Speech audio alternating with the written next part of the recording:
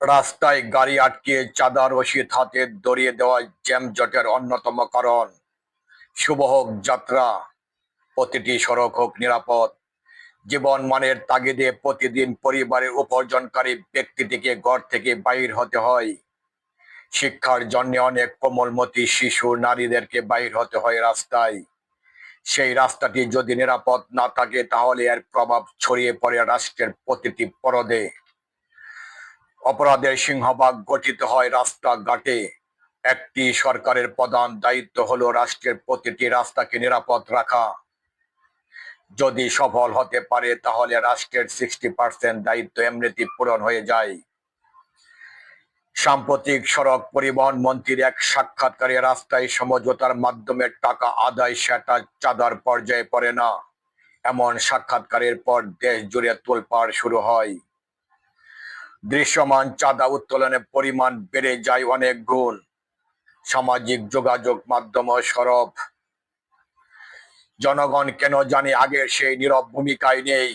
এখন তারা পুরো প্রতিবাদ মুখর। অভয় পেলে তারা যেন চাঁদাবাজদেরকে ধরে ছিঁড়ে ফেলবে এমন একটা ভাব।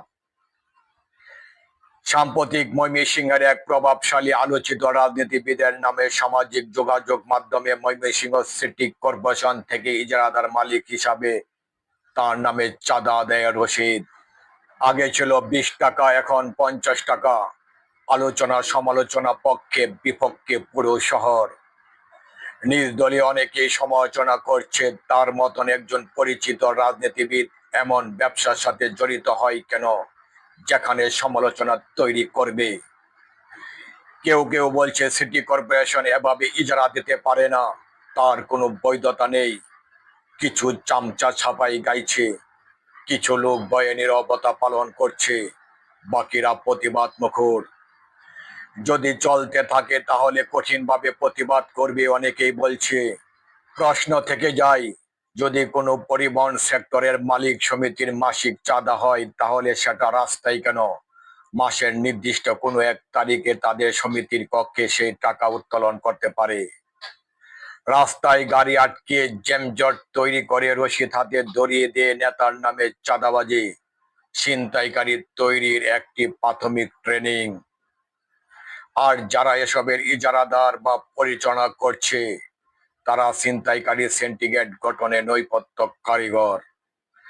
নেতার সাপোর্টে রাস্তায় দাঁড়িয়ে টাকা তুলতে তুলতে আর মানুষের সাথে বেয়াদবি করতে করতে এদের সাহস বেড়ে যায়। তারপর শুরু হয় ছিনতাই বা অন্যান্য অপরাধজনিত ঘটনা। আমাদের কথাগুলো কোনো ব্যক্তি বা দলের বিরুদ্ধে নয়, আমরা জনগণের কথা বলি। একজন সাংবাদিক নির্দিষ্ট কারো পক্ষে নয়, সে সত্যের পক্ষে। আজ যাচ্ছি তবে যাচ্ছি না। আবার দেখা হবে অন্য কোনো অনিয়মে। সেই পর্যন্তই সংগ্রামের সাথে থাকুন। খোদা হাফেজ।